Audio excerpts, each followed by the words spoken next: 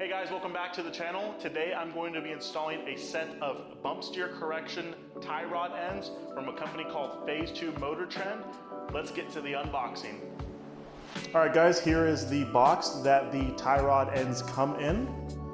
As you can see, they're not really any longer than a normal tie rod end for an NC, but the main benefit is here within the actual joint for the tie rod end going into the knuckle.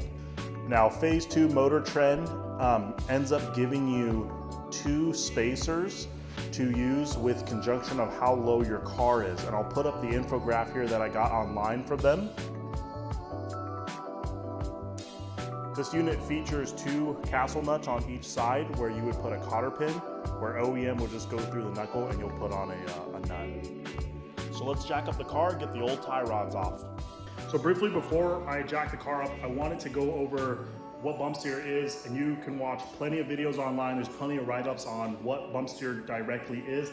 But in essence, after all that watching the videos and reading articles and stuff, and basically what I feel with the car is holding my wheel straight and I hit any sort of divots or imperfections in the road, or even the curbing, or in my case, going to the road course racing, road course tracks, is I'm fighting the steering wheel. I'm fighting whatever the wheels want to do up front. If it's a little divot on the right hand side or the left hand side, the wheel wants to pull off to the right hand or the left hand side, and I'm kind of having to correct myself a lot.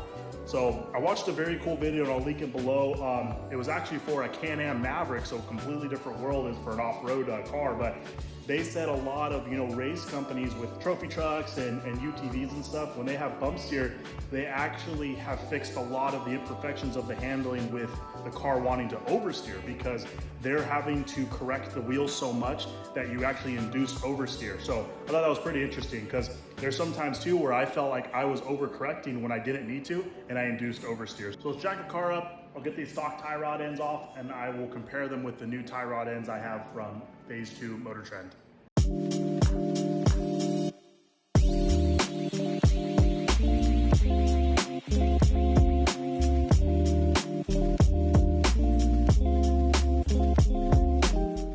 Put a little paint mark right here for the threads, so that way when I screw in the new tie rod end, it'll be virtually close. I'm obviously going to get an alignment anyways, but that way it's close and easy for the alignment tech to get it back to spec.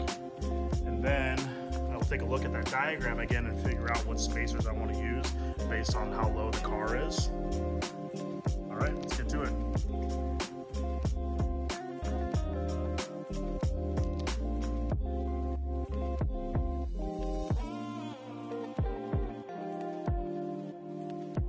This is actually a fairly new tie rod end. The play in the joint is really stiff still, so that's good. And the boot is good. I got this car together after I wrecked the white one. Obviously, CLV used the steering rack, but I put new bushings in the rack.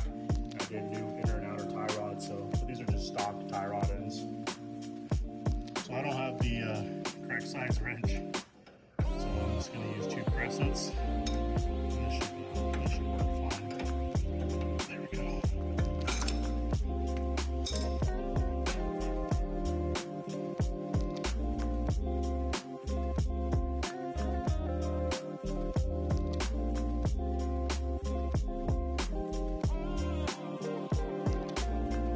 Cotter pins are in, all set. Feels really good. Something I really noticed that I liked is this little rubber dust shield they kind of have. Kind of covers up the ball joint pretty good. So hopefully that should stop dirt and debris and stuff getting in there. So that's pretty nice.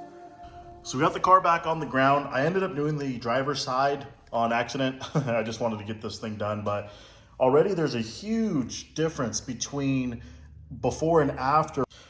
So the starting point where the ball joint is for the end of the tie rod end, all the way up to the inner boot, it's almost completely straight, like very, very slight difference, but it is a lot more straight than before with the stock tie rod end. And I'll put up a before and after shot where you can really see the difference, but I'm gonna take this thing out for a drive real quick and see how it is. I already know I messed up the angles of the tie rod ends, because this side's kind of towed in a little bit and that side's kind of towed out.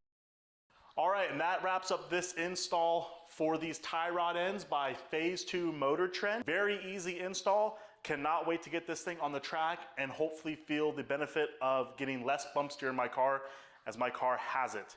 If you guys liked the video, please like, leave a comment, subscribe, and I'll catch you guys in the next video. Thanks for watching.